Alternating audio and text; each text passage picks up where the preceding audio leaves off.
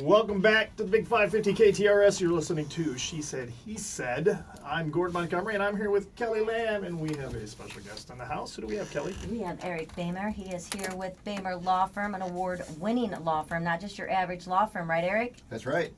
So glad you're here with us, having fun. I always have fun when I'm here with you guys. It is a good time. We have a serious subject, We do. but we kind of have fun, talking about. We have Kevin Hart. We open the show, and we know that relationships do go bad.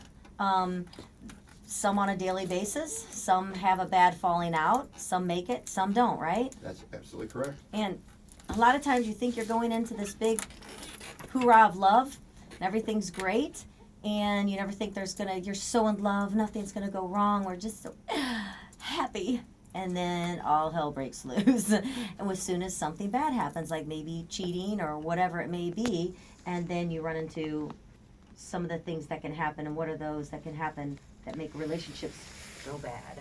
Well, a lot of times, I know this answer because it's part of the topic today. Yeah. But things get physical.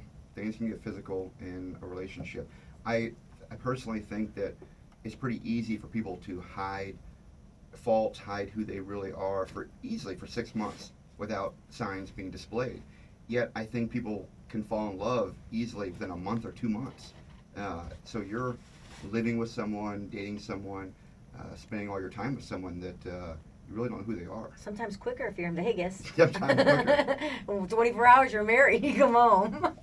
Well, so, and how does that, it is crazy that it is crazy when you watch Lifetime movies or, we marry someone and they completely do a whole change and become this other person. It's not always just men that are physical. Women are physical as well. They are. People don't come with a resume stapled to their back that says, I suffer from mental disorders, I have this type of disease, I'm bipolar, I have a history of violence, I tend to make people really mad very easily. They don't come with that resume, so you're stuck with asking them, to tell you everything about them. And guess what? People don't volunteer. The bad things. Right. And you think you know them. Is there an average of when people can actually find out more about somebody? Could it take a month, or is it just based on different people? Everybody's different.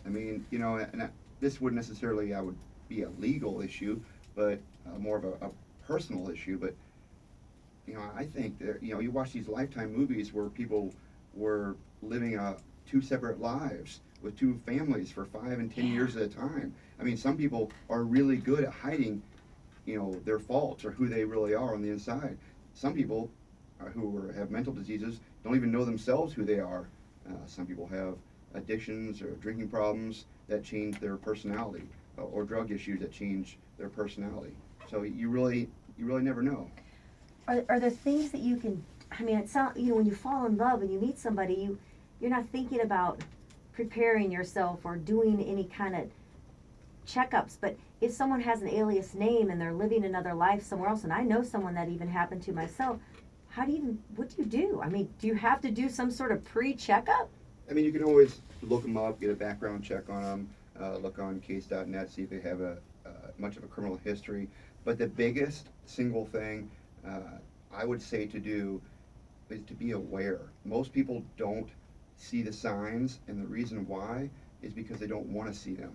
They're in love, they're kind of blinded by that, and even though there's a lot of things there that are visible for them to pick up on. So if you're that type of person where you kind of blind yourself, bring them around your friends and your family, because you can trust your family and your friends most of the time, of course, and they'll see signs that maybe you don't. Is that a sign as well, when if you don't meet their family or friends? A lot of times I know people, a lot of that online dating, you're meeting people and you possibly, that's where you really don't know somebody. You're not meeting them through a family friend or something. And sometimes even with that, it turns out bad. But a lot of times the online dating, and you never seem to meet a friend or a family member, is that sometimes maybe a kind of a yellow flag or something? I would say dark yellow or light red at the very least. Maybe we'll call it orange. But yeah, if an individual doesn't have friends or family,